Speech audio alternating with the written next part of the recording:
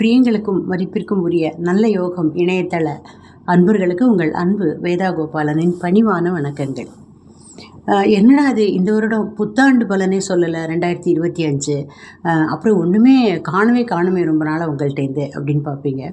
காரணமாக தான், ஏன்னா இந்த 2025 வரிசையாக பயிற்சிகள் வருது. அந்த பயிற்சிகளுடைய பலன்களை கொடுத்துட்டே வரிசை உங்களுக்கு கிட்டத்தட்ட 2025க்கான பலன்கள், பயிற்சிகளுக்கான பலன்கள் எல்லாமே கிடச்சிரும். இப்போ நம்ம பார்க்க போகிறது சனி பயிற்சி. 2025ஆம் ஆண்டு வரப்போகிற சனி பயிற்சி ஒரு பெரிய கான்ட்ரவர்சி ஒன்று ஓடிட்டுருக்குங்க. 2025ஆம் வருஷம் சனி பயிற்சியா, 26ல் சனி பயிற்சியா அப்படின்னு நிறைய பெரிய டிபேட்லாம் போயிட்டுருக்கு. ஒன்று சொல்கிறேன், முதல்ல ஏன் 2 பயிற்சிகள் வருது? இந்த குரு பயிற்சியோ சனி பயிற்சியோ சொல்லும்போது ஏன் 2 சொல்கிறாங்க? என்ன காரணம்? நிறைய பேருக்கு, நிறைய ஜோதிடர்களுக்கே மன்னிக்கணும், நிறைய ஜோதிடர்களுக்கே இதுக்கான சரியான விடை தெரியாது. என்ன சொல்லிடுவாங்க, திருக்கணித பஞ்சாங்கப்படி இல்லை வாக்கிய பஞ்சாங்கப்படி அப்படின்னு சொல்லுவாங்க. சரி, ஏன் அந்த வித்தியாசம் வருது? 2 பஞ்சாங்கம்னா 2 சேமாக தானே இங்கே இருக்கணும். அமாவாசை ஒரே நாளில் வருது, திங்கக்கிழமை ஒரே நாளில் வருது, பௌர்ணமி ஒரே நாளில் வருது, அஷ்டமி ஒரே நாளில் வருது தானே 2 பஞ்சாங்கத்துலேயும் போடுறாங்க. ஆனால் இந்த பயிற்சிகள் மட்டும் ஏன் வேறு வேறு நாட்களில் வருதாக பஞ்சாங்கங்கள் சொல்கின்றன அப்படின்னு ஒரு பெரிய குழப்பம் இருக்கு இல்லையா? அதுக்கு தீர்வு சொல்கிறதுக்கு தான் முக்கியமாக நான் அந்த விடையை சொல்லிவிட்டு நம்ம பயிற்சிகளுக்கு போகலாம் அப்படின்னு நினைக்கிறேன்.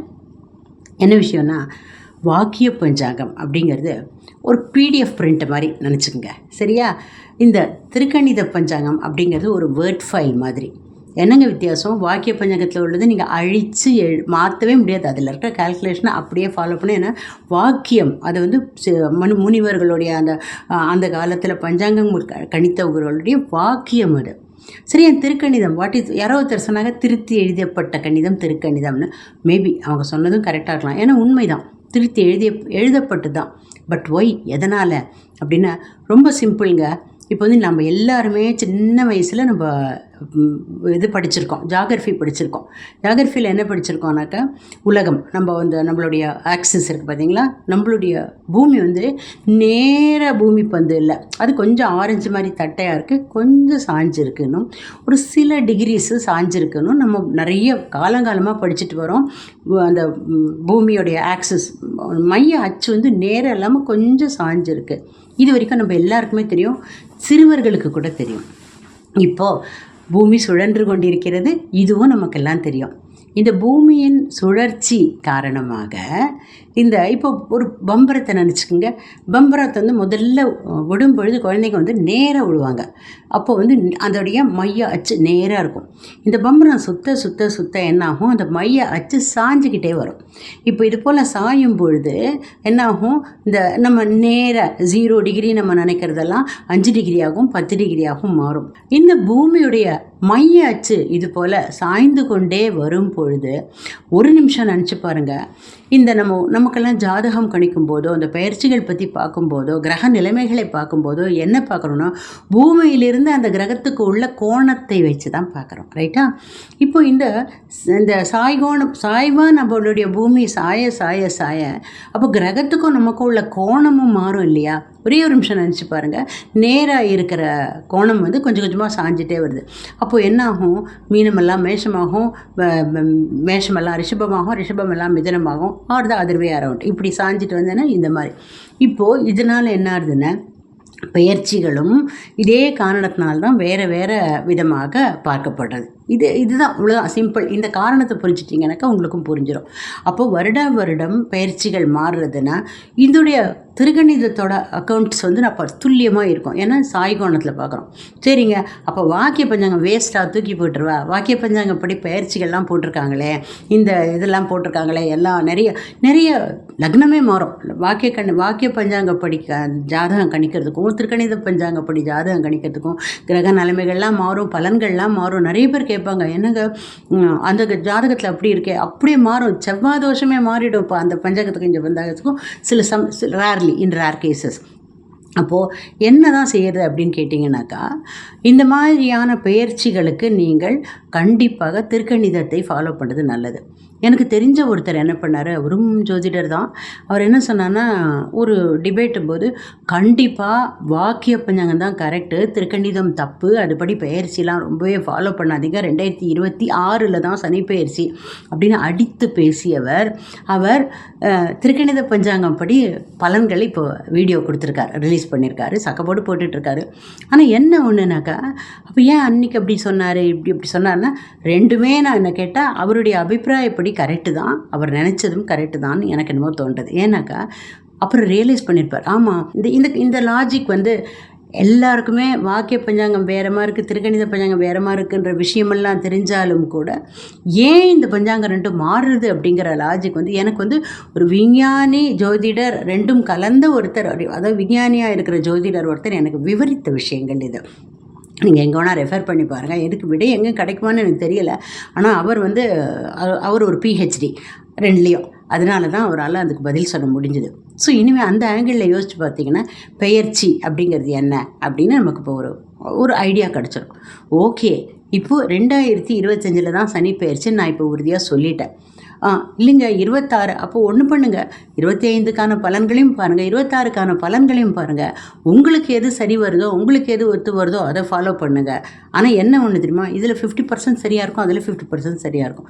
சனியுடைய இயல்பு என்ன தெரியுமா, அது ஏன் இப்படி சொல்லனா, சனி பெயர்ச்சி 2025 மார்ச் மாதம் 30 கடைசி நாள்னே வச்சுப்போமே, மார்ச் கடைசி நாள், மார்ச்சோடைய கடைசி நாள் 29ஆம் தேதி சனி பெயர்ச்சி. ஆனால் திருநள்ளாறில் பார்த்தீங்கன்னாக்கா 26ஆம் வருஷம்தான் சனி பெயர்ச்சிக்கான பூஜை புனஸ்காரம்லாம் நடக்கும், அதுக்கான அபிஷேகம் அர்ச்சனைலாம் நடக்கும். அதுவும் கரெக்டு தான். ஏன்னா வாக்கியப்படி முனிவர்களோட ரிஷிகளோட வாக்கியப்படி பஞ்சாங்கத்தினால கோவில் அனுஷ்டானங்களில் எப்போவுமே அந்த வாக்கிய பஞ்சாங்கத்தை தான் ஃபாலோ பண்ணுவாங்க, அதுதான் முறை, அதுதான். ஆனால் இந்த சூரிய பஞ்சாங்கம் அப்படிங்கிறது எடுத்து பார்த்தீங்கன்னா திருக்கோவில் அனுஷ்டான முறை பஞ்சாங்கம், ஏகப்பட்ட பஞ்சாங்க முறைகள் இருக்குது. இது பிரகாரம் பார்த்தீங்கன்னாக்கா அப்பப்போது மாறும் இந்த இயல்பு பிரகாரம் நமக்கு 2025ஆம் ஆண்டு மார்ச் மாதம் கடைசியில் சனி பெயர்ச்சி வருது. சனியுடைய இயல்பு உங்கள் எல்லாருக்குமே தெரியும், 2.5 வருஷம் ஒரு கட்டத்தில் இருப்பார், 30 வருஷம் ஒரு முழு சுழற்சிக்கு, அதே கட்டத்துக்கு திரும்ப வரத்துக்கு 27 வருஷம் ஆகும், 30 வருஷம் அந்த ஒரு சுழற்சி ஒரு இடத்துக்கு வரத்துக்கு ஆகும். இது எல்லாமே உங்களுக்கு தெரியும். அப்போது இந்த 2.5 வருஷம் எப்போ முடியுது அப்படின்னு பார்த்தீங்கன்னா 2025 மார்ச் கடைசியில் ஆரம்பிக்கிற இந்த சனிப்பெயர்ச்சி 26 முழுக்க விட்டுருங்க, அதே இடத்துல தான் இருக்க போகிறார். 2027ஆம் ஆண்டு ஜூன் மாதம் 3ஆம் தேதினா ஆரம்பம்னு வச்சுக்கலாம், ஜூன் மாத ஆரம்பம் வரைக்கும் சனி பகவான் அதே இடத்துல இருக்க போகிறார். இப்போ சனி பகவானுக்கு ஒரு இயல்பு உண்டு, சனி பகவான் ரொம்பவே நிதான போக்குடைய ஒரு கிரகம், மெதுவாக தான் அவர் நகர்வார், இது உங்களுக்கு எல்லாமே தெரியும். இது போல் மெதுவாக நகர்ற பொழுது அவர் வந்து 2.5 வருஷம் இந்த இடத்துல இருக்கிற பொழுது பலன்களும் நிதான பலன்கள் தான். பொதுவாகவே எடுத்துட்டிங்கன்னாக்கா சனி எந்த இடத்துல இருந்தாலும் அங்கே மெதுவான பலன்கள் தான் கொடுப்பார். அப்போ மெதுவாக அப்படின்னா என்ன அர்த்தம்னா, பெயர்ச்சி நடந்த உடனேயே உங்களுக்கு வந்து பெரிய அளவில் ஒன்றும் மாறுதல்கள் தெரியாது. போன வருடம் இருந்த அதே மாதிரியான நிலைமை தான் கொஞ்ச நாளைக்கு நீடிக்கும். அப்புறம் சனி பகவான் திடீர்னு ரியலைஸ் பண்ணிவிடுவார், ஓ நமக்கு பயிற்சி ஆகிடுச்சா, நம்ம இதுக்கான பலன்களை கொடுக்கணுமா இவங்களுக்கு அப்படின்னு யோசிக்க ஆரம்பித்து அந்த பலன்களையும் கொடுக்க ஆரம்பித்து அவர் கொடுக்கறச்சே அதுக்குள்ளே திரும்பியும் கொஞ்சம் நிதான போக்காயிடும். கடைசியில் சனிப்பெயர்ச்சி முடிய போகிற நேரத்தில், அதாவது நான் சொல்கிறது ஃபஸ்ட்டு ஹாஃப் ஆஃப் 2027, 2027 முதல் பாதி மார்ச் கூட தாண்டிடும்னு வச்சுங்களேன். அப்புறம் திடீர்னு அவருக்கு ஒரு யோசனை தோணும், ஐயோ சனிப்பெயர்ச்சி ஆகிட்டு இவ்வளோ நாள் ஆகிட்டு நம்ம ஒன்றும் பெரிய பலன்களை உங்களுக்கு தராமல் நேரடியாக கொண்டு போயிட்டுருக்கோமே அப்படின்னு சில பலன்களை கொடுப்பார். இன்னொரு விஷயம் சொல்கிறேங்க, நம்ம வந்து இப்போது சில பேர் சொல்லுவாங்க, இந்த சனிப்பெயர்ச்சி உங்களுக்கு வந்து கோடிகளை அள்ளி கொட்டும், குபேரனை உங்கள் தலையில் தூக்கி வைக்கும். இல்லை அப்படியே ஆப்போசிட், பாய புறாண்டுவீங்க, அது விற்றுருவீங்க, இது போயிடும் அது போயிடும். 2 எக்ஸ்ட்ரீமுமே வித் டியூ ரெஸ்பெக்ட்ஸ் அப்படி கிடையாதுங்க. எதுக்கான பலன்களையும் முழுக்கவே எடுத்துக்காதீங்க. இப்போ நான் சொல்கிற போகிற பலன்களையும் நீங்கள் எதோடு சேர்த்து எடுத்துக்கணும்னா, அடுத்தது குரு பயிற்சி வரப்போகிறது, ராகு பயிற்சி வரப்போகிறது, கேத்து பயிற்சி வரப்போகிறது, உங்களுடைய ஜாதகத்தில் இதெல்லாம் இருக்குது, ஜாதக கட்டம்ன்றது இருக்கும், முக்கியமாக தசா புக்தி இருக்குது. இவ்வளோ விஷயங்களையும் பெர்முடேஷன் காம்பினேஷன் போட்டு தான் நீங்கள் அதுலேருந்து அவ்வளோ % எடுத்துக்க முடியும். அப்போது ஒரேடியாக வாழ்ந்துடவும் மாட்டீங்க, ஒரேடியாக தாழ்ந்துடவும் மாட்டீங்க. வாழறது அது பாசிபிலிட்டி இருக்குது, ஏன்னா எல்லா கிரகங்களும் உங்களுக்கு சாதகமாக வரப்போகுது. வரப்போகுது. ஆனால் எல்லா கிரகங்களும் உங்களுக்கு பாதகமாக வரவே வராது. கிரகங்கள் ஒரு இடத்துக்கு வந்து அதோட பார்வையாவது உங்களுக்கு ஹெல்ப் பண்ணும். அட்லீஸ்ட் குரு பயிற்சி, குரு பார்வை, சனி பயிற்சி, சனி பார்வை, ராகு கேது பயிற்சிகள் பார்வை, இது எல்லாமே காம்பினேஷன் போட்டு பார்த்தேன்னா சீராக வாழ்க்கை ஓட போகிறது. ஆனால் டெஃபினட்டாக சில நல்ல பலன்களை எதிர்பார்க்கலாம். எதனால் அல்லது எப்படி அப்படின்னு பார்த்தோன்னா, நீங்கள் பரிகாரங்களையும் வழிபாடுகளையும் சரியாக செய்தீங்கன்னா கண்டிப்பாக நல்ல பலன்களை எதிர்பார்க்கலாம். எந்த கிரகமுமே வழிபட்டு வணங்கி நின்றோம்னா அவர்களுடைய அநேகமாக கெடுபலன்கள் குறையும், நற்பலன்கள் அதிகமாகுதுன்றது வேறு விஷயம். கெடுபலன்கள் குறையும் அல்லது அதுக்கான பாதிப்புகள் உங்களுக்கு இல்லாமல் இருக்கும். உங்களை எதுவுமே பாதிக்காமல் அல்லது பாதிப்புகள் மிக குறைவாக போகிறதுக்கான வழிமுறைகள் நிறையா இருக்குது. எப்போவுமே நான் சொல்கிறது, பித்திருக்களையும் குலதெய்வத்தையும் விடாமல் வழிபடுங்க, கிரகங்களையும் வழிபடுங்க. தெய்வங்கள் உங்களோட குலதெய்வம், அதாவது கிரகங்கள்னால் கிரகங்களின் அதிதேவதைகள், பிரத்யதி தேவதைகள்னு சாமியெலாம் இருக்குது பார்த்தீங்களா. முதல்ல கோவிலுக்கு போய் சாமி கும்பிட்டு நவகிரகங்களையும் கும்பிட்டிங்கன்னா உங்களுக்கு எந்த பிரச்சனை வந்துட போகிறது? எதுவுமே வராது. அப்படி பார்க்க போனால் இந்த 2025 நிகழவிருக்கும் சனிப்பெயர்ச்சி உங்கள் ராசிக்கு ரொம்ப ரொம்ப நல்லபடியாக தான் இருக்க போகுது. இப்போது உங்களுடைய ராசிக்கு என்ன பலன்கள்னு பார்க்கலாமா? மிதுன ராசி. மிதுன ராசிக்கு கடந்த சனிப்பெயர்ச்சி எப்படி இருந்தது, இந்த சனிப்பெயர்ச்சி எப்படி இருக்க போகிறது அப்படின்னு பார்ப்போம். கடந்த சனிப்பெயர்ச்சியின் பிரகாரம் ரொம்ப படாத பாடுபட்டுட்டீங்க. நீங்கள் ரொம்ப நிறைய கஷ்டங்களை அனுபவிச்சிங்க. மெயின் ரீசன் என்னென்னா, 9ஆம் இடத்துல சனி வந்தார். 9ஆம் இடம்ங்கிறது அதிர்ஷ்டஸ்தானம் மற்றும் அப்பாவை குறிக்கும் வீடு. நல்ல வேளையாக அவர் தன் வீட்டில் இருந்ததுனால பெரிய பாதிப்புகளை ஏற்படுத்தலை, உங்களுக்கு ஏற்படுத்தவும் மாட்டார். சனி பகவான் வந்து சரியான முறையில் அவரை வழிபடுறவங்களுக்கு எந்த பிரச்சனையும் வராது தான். ஆனாலும் அதிர்ஷ்டங்கிறது எனக்கு கிடையாது. ஒரு ஸ்டேஜில் புலம்பியிருப்பீங்க, எனக்கு ராசியே இல்லை, நான் போனாலே இப்படி தான், எனக்கு ஆகாது, என்னால் முடியாது, எல்லா நெகட்டிவும் யோசிச்சிருப்பீங்க. அந்த அளவு நீங்கள் வந்து மனம் தளர்ந்து போயிருப்பீங்க, ரொம்ப வருத்தப்பட்டிருப்பீங்க. ஒரு சிலர் 1 or 2% எனக்கு தெரிஞ்சு டிப்ரெஷன் லெவலுக்கு போயிட்டு மீண்டுட்டாங்க. ஆனாலும் அதாவது ஏன் தெரியுமா, இந்த ஓவராக அதிர்ஷ்டத்தை எதிர்பார்த்தோம். எனக்கு ஒன்றும் ஆகாது, எனக்கு ஒன்றுமே பிரச்சனை வராது, நான் அப்படியே போய் முடிச்சிடுவேன், அப்படி இல்லாமல் கொஞ்சம் உழைப்பை நம்பினவங்களுக்கு பெரிய அளவில் பாதிப்பு இல்லை தான். ஏன்னா வந்து சனி பகவானே உழைப்பை நம்புகிறவங்களுக்கு மட்டும்தானே நல்லது கொடுக்க போகிறாரு, அது தெரியும் நமக்கு. ஸோ வந்து 9ஆம் வீட்டில் சனி இருந்தபோது அப்பாவுக்கு உங்களுக்கும் பெரிய சண்டைகள் வந்திருக்கலாம், அல்லது அப்பாவுக்கு உடம்பு சரியில்லாமல் ஆஸ்பத்திரியில் படுத்துனா அதுக்காக நீங்கள் மனவேதனையும் மனக்குறையும் செலவுகளும் அனுபவிச்சிருக்கலாம். போன 2.5 வருஷமாக இத்தனை பாடுபடுத்தின அந்த சனி பகவான் அந்த 9ஆம் வீட்டிலேருந்து நகர போகிறார். அதனால் அப்பாவுக்கு உங்களுக்கு வந்து திடீர்னு ஒரு அண்டர்ஸ்டாண்டிங் வரும். இப்போ பார்த்தீங்கன்னா அவர் உங்களை புரிஞ்சுப்பார், அல்லது நீங்கள் அவரை புரிஞ்சுப்பீங்க, அல்லது 2 பேருமே ஹாஃப் வேல வந்து மீட் பண்ணி வருத்தப்பட்டிருப்பீங்க. நல்ல ஒரு இணக்கம் இருக்குது. தந்தை வழி சொத்துக்கள் எதிர்பார்த்தவங்களுக்கு, தந்தைக்கிட்டேருந்து சில நன்மைகள் உதவிகள் எதிர்பார்த்தவங்களுக்கு எல்லாருக்கும் தடை விலகி அவையெல்லாம் நல்லபடியாக இனிமே தான் நடக்க போகிறது. மிதுன ராசிக்காரர்களுக்கு 11ஆம் வீட்டை சனி பார்த்தாரு. நான் சொல்கிறது கடந்த 2.5 வருஷத்தில் லாபங்கள் கொஞ்சம் முன்ன பின்னையாக இருந்திருக்கும், நிதான போக்கில் வந்திருக்கும், இன்வெஸ்ட்மெண்ட்ஸில் ரிட்டர்ன்ஸ் கொஞ்சம் கம்மியாக இருந்திருக்கும், சம்பளங்கள்லாம் கொஞ்சம் டிலே ஆகி வந்திருக்கும், அல்லது எதிர்பார்த்த அளவு வராமல் குறைந்து கூட வந்திருக்கலாம். அதே மாதிரி கடந்த பெயர்ச்சியும் போது சனி பகவான் உங்களுடைய 3ஆம் வீட்டை பார்த்தார். 3ஆம் வீடுங்கிறது சகோதர ஸ்தானம். அப்பாவோட ஒரு பக்கம் சண்டைனா சகோதரிகளோடையும் மறுபக்கம் சண்டை வந்திருக்கும், அல்லது அவங்க உங்களை புரிஞ்சுக்காமல் போயிருக்கலாம், நீங்கள் அவங்கள புரிஞ்சுக்காமல் போயிருக்கலாம், எல்லாரும் சேர்ந்து அப்பாவும் சேர்ந்து உங்களை கொஞ்சம் டென்ஷன் பண்ணியிருக்கலாம். இது எதுவுமே இல்லைன்னு வச்சுங்களேன், ஒன்றும் ஏங்க எங்கள் வீட்டில் ஒரு சண்டையும் இல்லைங்க, ஏங்க நீங்கள் புதுசாலாம் கிளப்புறீங்க அப்படின்னு கூட நீங்கள் கேட்கலாம்.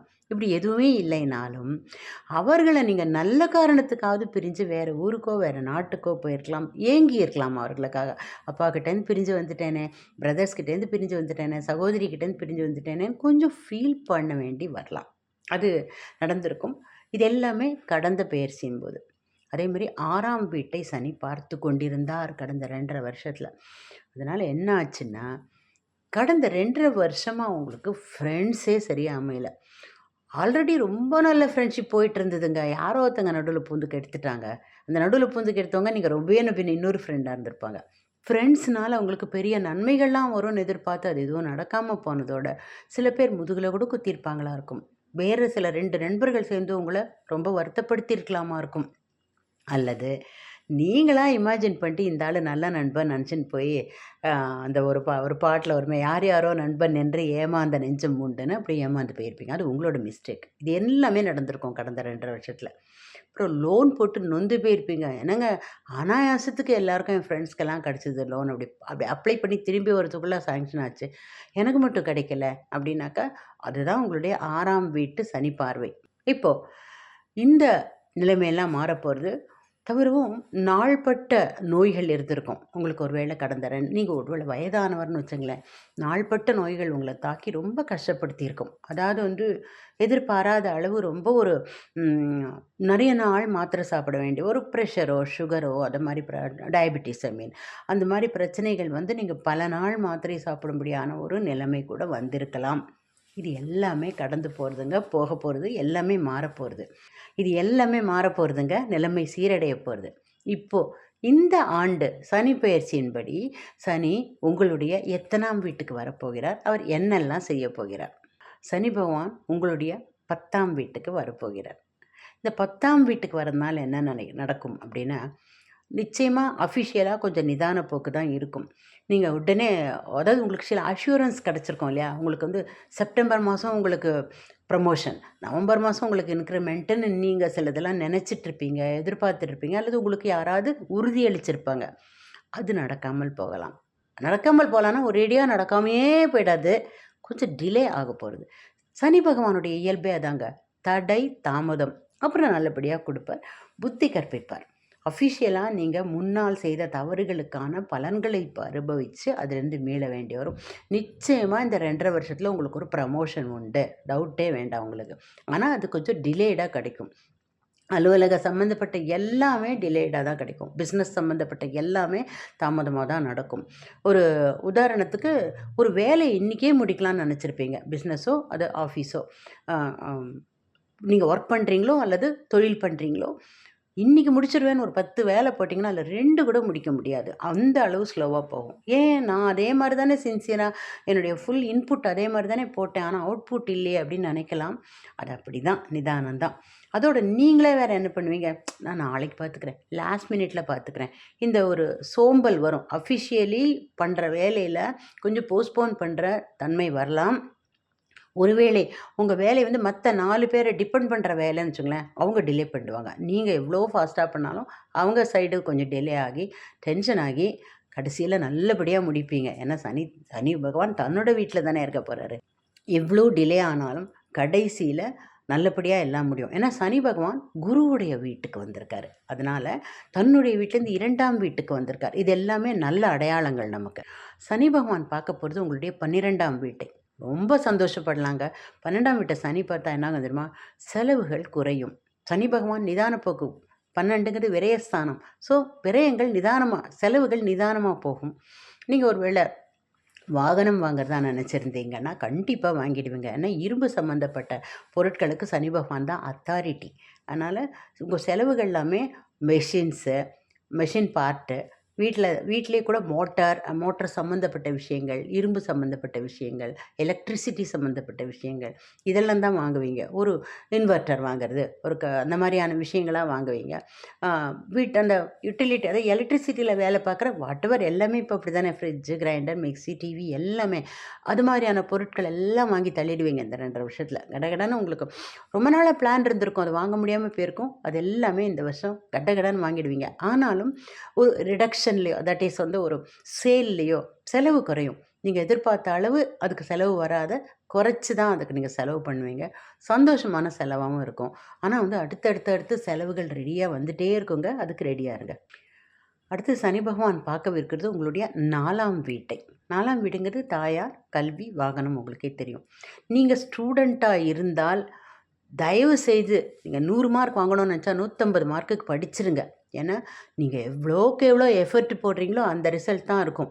அதனால் நிச்சயமாக முழுக்க எல்லாம் அந்த டைவர்ஷன்லாம் விட்டுருங்க. அப்புறம் என்ஜாய் பண்ணிக்கலாம் லைஃப்பை. நீங்கள் படித்து முடித்த பிறகு, சம்பாதிக்க ஆரம்பித்த பிறகு லைஃபே உங்களோட தான். அதனால் படிக்கிற காலத்தில் டைவர்ட்டே ஆகாமல் முழுக்க கான்சென்ட்ரேட் பண்ணி 24 hours எனக்கு இப்போ வேலை என்ன, நான் ஸ்டூடெண்ட், என்னுடைய ஒரே கடமை என்ன, படிக்கிறது அப்படின்ற ஒரு எண்ணத்தோடு படிச்சிங்கன்னா பிரச்சனையே வராது உங்களுக்கு. பெரிய அளவில் நான் அப்படியே கிளாஸ் ஃபஸ்ட்டாக வருவேன்னா கிளாஸ் ஃபஸ்ட்டாக வர முடியும். ப்ரொவைடட் ஃபுல்லாக உழைக்கணும். உங்களை உழைக்க வைப்பார். சனி பகவானோட குணமே உங்களை உழைக்க வச்சு அதுக்கான பலனை கொடுப்பார் தான். அம்மாவோட சண்டை போடாதீங்க. அம்மா உங்களுக்கு நன்மைக்கு தான் எல்லாம் சொல்லுவாங்க. அவங்களுடைய ஆரோக்கியத்தை நீங்களும் கவனிச்சுங்க, அவங்களும் கவனிச்சுக்கிறாங்களான்னு அட்டென்டிவாக பார்த்துட்ருங்க. அம்மா எக்ஸசைஸ் பண்ணியா, அம்மா இது பண்ணியா, நீ வந்து மாத்திரை எல்லாம் கரெக்டாக எடுத்துட்டியா அப்படின்ற மாதிரி, அம்மா டயட்டில் ப்ராப்பராக கரெக்டாக இருக்கியா, நீங்களும் ஹெல்ப் பண்ணுங்கள். அதுக்கு தாயாருடைய ஆரோக்கியத்தில் நீங்கள் கவனம் செலுத்தினா பிரச்சனைகள் எதுவும் வராது. அடுத்தது சனி பகவான் உங்களுடைய 7ஆம் வீட்டை பார்க்கவிருக்கிறார். இந்த சனிப்பெயர்ச்சிக்கு முன்னாடியே கல்யாணிச்சாங்க ஆனவங்களுக்கு ஒன்றும் பிரச்சனை இல்லைங்க. கல்யாணம் அப்படின்னு நீங்கள் ட்ரை பண்ணிங்கன்னா கொஞ்சம் தடை தாமதங்கள்லாம் இருக்கும். கல்யாணத்தில் வந்து அப்படியே கடன்னு பார்த்தோமா, ஜாதகம் பொருந்தித்தா இப்போயே கல்யாணம் பண்ணோமா, ஈவன் நீங்கள் லவ் மேரேஜாக இருந்தால் கூட நீங்கள் பிளான் பண்ண ஸ்பீடில் கல்யாணம் முடியாது. ஆனாலும் நல்லபடியாகவே முடியும். ஏன்னா குரு வீட்டில் சனி இருக்கிறதுனால சுப நிகழ்ச்சிகளில் கை வைக்கவே மாட்டார். அவர் நல்லபடியாக தான் இருக்க போகிறது. அதோடு கூட சனியுடைய பார்வை உங்களுடைய 7ஆம் வீட்டுக்கு படிஞ்சிருக்கிறதுனால நீங்கள் கல்யாணம் ஆனவர்னால் உங்களுடைய கணவர் அல்லது மனைவியின் அஃபிஷியல் ஸ்பீடு வந்து கொஞ்சம் ஸ்லோவாக இருக்கும். அவங்களோட நீங்கள் வந்து சண்டை மட்டும் போட்டுறாதீங்க. அது நிச்சயமாக உங்களுடைய கணவன் அல்லது மனைவி கூட வாக்குவாதம் வராதபடி அனுசரித்து போங்க. அவங்களுக்கு உதவி செய்யுங்க. அவங்களுக்கு எல்லாமே கொஞ்சம் அஃபிஷியலாக நிதான போக்கில் இருக்கிறதுனால கொஞ்சம் டென்ஷன் ஆவாங்க. நீங்கள் அவங்கள சரி பண்ணிவிடுங்க அந்த அவங்களோட டென்ஷனை. அவ்வளோதான். மற்றபடி உங்களுடைய ராசிக்கு வந்து நல்லபடியாகவே போயிட்டுருக்கு சனி பயிற்சி. ஒன்றும் பெரிய ஹாரிபிளான இடத்துக்கெல்லாம் வந்துடல, நல்லபடியாக இருக்குது. அதோடு நீங்கள் வந்து இந்த பரிகாரங்கள் வழிபாடுகள் இதெல்லாமும் சரியான முறையில் செஞ்சு உங்கள் குலதெய்வம் பித்திருக்களையும் நீங்கள் வணங்கி சனி பிரீதிகளும் செஞ்சால் சூப்பராக இருக்க போகிறது இந்த சனி பயிற்சி.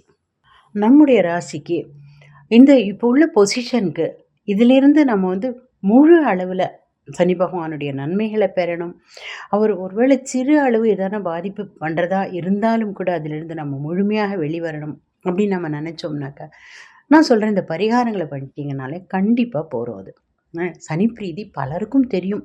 சனிக்கிழமையில் நவகிரகம் சுற்றணும், எள்ளு முடிச்சு போட்டு நல்லெண்ணெய் விளக்கு ஏற்றணும், இதெல்லாம் தெரியும். எள்ளு முடிச்சு அதெல்லாம் நீங்கள் ட்ரை பண்ணலான்னா கூட சும்மா ஒரு பிஞ்ச் ஆஃப் எள்ளு அதில் சிசமே அதில் போட்டிங்கன்னா கூட போகிறோம். சரி, சில பேர் கேட்குறாங்க, வீட்டில் விளக்கு ஏற்றலாமா எள்ளு விளக்கு? எள்ளு விளக்கு வீட்டுக்குள்ளே ஏற்றுறது உச்சிதம் இல்லைன்னு ஒரு அபிப்பிராயம் உண்டு. ஆனால் இரும்பு விளக்கு ஏற்றலாம். பாத்திர கடைகளில் கேட்டிங்கன்னா இரும்பு விளக்கு கிடைக்கும். இல்லைங்க, இரும்பு விளக்குன்னு ஒன்று இல்லவே இல்லைன்றாங்க சில பேர். ஒன்றும் கவலை இல்லை. ஸ்டெயின்லெஸ் ஸ்டீல், அவங்களுக்கு எவர் சில்வர் அப்படின்னு சொல்கிறோமே, அந்த ஸ்டெயின்லெஸ் ஸ்டீல் கூட இரும்பு தானே. அதனால் அந்த இரும்பு விளக்கு நீங்கள் வந்து அதில் ஏற்றினா கூட, அந்த ஸ்டெயின்லெஸ் ஸ்டீல் கப்பில் நீங்கள் திரி போட்டு எண்ணெய் போட்டு விளக்கு ஏற்றினா கூட அதுக்கு உள்ள பலன்களும் நல்லபடியாக கிடைக்கும் உங்களுக்கு. பெஸ்ட்டு சனி பிரீத்தி என்னென்னா, கட்டாயமாக சனி க்ஷேத்திரங்கள் இருக்கும் பார்த்தீங்களா, திருநள்ளாறு, வட திருநள்ளாறு, சனி சிங்கனாப்பூர், அப்புறம் இன்னும் நிறைய க்ஷேத்திரங்கள்லாம் இருக்குது. சென்னையிலும் நிறைய இடங்கள்லாம் இருக்குது. அப்புறம் வந்து நிறைய உங்களுக்கு சனி பகவானின் க்ஷேத்திரம், சனி பகவானின் இடம் அப்படின்னு உங்களுக்கு யார் என்ன சொன்னாலும் அந்த இடத்துக்கு எது நியராக இருக்கோ அதுக்கு போயிட்டு வாங்க. திருநள்ளாறு பெஸ்ட்டு. இந்த வருடம் திருநள்ளாறில் சனி பெயர்ச்சி யாகங்கள் பூஜைகள் இல்லைன்னு உங்களுக்கே தெரியும். ஆனாலும் நீங்கள் போயிட்டு வரலாம். போயிட்டு வந்துட்டு எப்போவே சனீஸ்வரன் கோயிலுக்கு, திருநள்ளாறு மாதிரியான கோயில்களுக்கு போனால் மெயின் டெய்ட்டியை முதல்ல போய் பார்த்துட்டு வந்துடுங்க. அந்த தெய்வத்தை வணங்கிட்டு அடுத்தது அப்புறம் தான் சனி பகவானுக்கு வரலாம். சனி பகவான் சந்நிதியில் நீங்கள் வந்து எல்லோருமே வந்து 9 நல்லெண்ணெய் விளக்கு ஏற்றுவாங்க. நீங்கள் வந்து 8 ஏற்றுங்க. 8ங்கிறது சனி பகவானோட நியூமராலஜி நம்பர், சாட்டர்னோட நியூமராலஜி நம்பர். 8 நல்லெண்ணெய் விளக்கு ஏற்றிட்டு அந்த மெயினான சன்னதியில் ஏற்றுறதுக்கு நெய் தான் வாங்கி தரணும். சனி சிங்கனாப்பூர் மாதிரி இடத்துக்கு போனீங்கன்னா அங்கே உங்களை முன்னெல்லாம் வந்து அங்கேயே வந்து அபிஷேகம் பண்ணாங்க. இப்போ வந்து அபிஷேக எண்ணெய் எங்கே ஊற்றணுமோ அந்த இடத்துல ஒரு இடம், அது ஆட்டோமேட்டிக்காக அது அபிஷேகம் ஆகிடுற மாதிரி ஒரு அரேஞ்ச்மெண்ட் பண்ணியிருக்காங்க. அதையும் நீங்கள் செய்யலாம். பெஸ்ட்டு சனி பிரீத்தி வந்து நீங்கள் இதெல்லாம் நான் சொன்னதெல்லாம் விட ப்ரையாரிட்டி என்னென்னா ஆஞ்சநேயரை வணங்குறது தாங்க. அனுமார் தான் அவருடைய தேவதை. அதனால் வந்து அனுமான் சாலிசா சொல்லலாம், ராமாயணம் சுந்தரகாண்டங்கள் படிக்கலாம், அனுமாரோட பெரிய க்ஷேத்திரங்கள் கோவில்கள் எது கிடைக்கிறதோ அது போகலாம். வடமாலை, வெண்ணெய், சனிக்கிழமையில் அங்கு பிரதட்சிணம், அடிப்பிரதட்சிணம், நார்மல் பிரதட்சிணம், எது முடியுமோ செய்யலாம். சனி பகவானை வணங்கணும்னா ஆட்டோமேட்டிக்காக நீங்கள் அவரை வணங்கினீங்கன்னா போகிறோம். சிவனை வணங்கினாலும் சனியை வணங்குவதற்கான சமமான ஒரு நல்ல தொழுகை தான் அது. நீங்கள் வந்து ஆஞ்சநேயருக்கு நீங்கள் வந்து பெரிய ஆஞ்சநேயர், அதான் ரொம்ப சாநித்தியம் உள்ள பழைய ரொம்ப விதமாக உள்ள கோயில்களுக்கு செய்தீங்கன்னா இன்னும் அதிக பவர்ஃபுல் பலன் உங்களுக்கு கிடைக்கும். ஒவ்வொரு சனிக்கிழமையும் make it a point to go. நான் வீட்டிலேயே தாங்க செய்வேன். சரி அனுமான் சாலிசா சொல்லுங்கள். நடு ஹாலில் ஒரு நாற்காலி மேலே அனுமானுடைய படத்தை வைத்து தீபம் ஏற்றி அனுமான் சாலிசா சொல்லிக்கொண்டே பிரதட்சணம் பண்ணினால் அதோடைய பலனே தனி. இதையும் விட இன்னொரு சனி பிரீதியும் இருக்குது. அது என்னென்னா, ஏழை எளியவர்கள் சனி எங்கே குடியிருப்பார்னா இந்த இரும்பு பட்டறை ஏழைகள், எளியவர்கள், இன்கம் குறைவாக உள்ளவங்க, ரொம்ப உழைக்கும் வர்க்கங்கள், ரொம்ப நல்லவங்களாக இருப்பாங்க. அவங்கள நீங்கள் கூப்பிட்டு அவங்களுக்கு வேண்டிய ஏதான ஒரு வகையில் உங்களால் பெஸ்ட்டாக என்ன செய்ய முடியுமோ, உதாரணத்துக்கு ஒரு பூக்காரமாக பழக்காரமாக அது மாதிரி இருந்தாக்கா அவங்களுக்கு ஒரு பிஸ்கெட்டோ பழமோ ஏதான உணவுப் பொருளோ 2 இட்லியோ ஏதான ஒரு சின்ன டிஃபனோ சாப்பாடு பொட்டலமோ வாங்கி தரலாம். இல்லைன்னா அவங்க குழந்தைகளுக்கு படிப்பு செலவுக்கு காசு கொடுக்கலாம். நீங்கள் வந்து இல்லை அவங்க ஸ்கூல் ஃபீஸை கட்டலாம். நோட்புக் பென்சில் அந்த ஏழை குழந்தைகளுக்கு வாங்கி தரலாம். உங்கள் பில்டிங்லேயே செக்யூரிட்டி, உங்கள் ஆஃபீஸில் செக்யூரிட்டி இருந்தானா அவருக்கு ஏதாவது உணவு வாங்கி கொடுக்கலாம். ப்ளஸ் வந்து சனிக்கிழமைகள்லேயே இரும்பு தானங்கள் ரொம்ப நல்லது. இரும்பு எவர் சில்வர், இந்த சில பேர் சொல்லுவாங்க எவர் சில்வர் பொருள்லாம் வச்சு கொடுக்கக்கூடாது வெத்தலை பாக்கில், அதை சாட்டர்டே செய்யலாம் நீங்கள். அப்புறம் இந்த மாதிரியான ஏழை எளிய மக்களுக்கான இப்போ வாசலில் குப்பை வண்டி வருது பார்த்தீங்களா, இந்த குப்பை வண்டி வரவங்களுக்கு உங்களுடைய உடைகளை கொடுக்கலாம். ஒரே ஒரு முறை யூஸ் பண்ணிவிட்டு அந்த உடையை கொடுக்கலாம் அவங்களுக்கு. ஏன்னா உபயோகித்த உடை தான் கொடுக்கணும். அதுக்காக கந்தலாக போய் 10 வருஷம் பழசு கொடுக்கணும்னு அவசியம் இல்லை, கொடுத்தாலும் தப்பு இல்லை. நீல நிற உடையாக இருந்தால் ரொம்பவே நல்லது. இதையே திருநள்ளாறு மாதிரி க்ஷேத்திரங்களில் போயிட்டு அங்கே உள்ளவங்களுக்கு இந்த மாதிரி உடைகள் கொடுத்தாலும் நல்ல பலன் இருக்கும். So all the best. உங்கள் ராசிக்கு இந்த சனிப்பெயர்ச்சி ரொம்ப ரொம்ப ரொம்ப அமோகமாக அருமையாக அமையறதுக்கு இந்த பரிகாரங்களும் உங்களுக்கு உதவும். Good luck, all the best. இந்த 2.5 வருஷத்தையும் ரொம்ப அமோகமாக அபரிமிதமாக எந்த விதமான கஷ்டமும் இல்லாமல் நீங்கள் கடக்கிறதுக்கு நானும் அந்த சனி பகவானையும் ஆஞ்சநேயரையும் பிரார்த்தனை பண்ணிக்கிறேன். நன்றி, வாழ்க.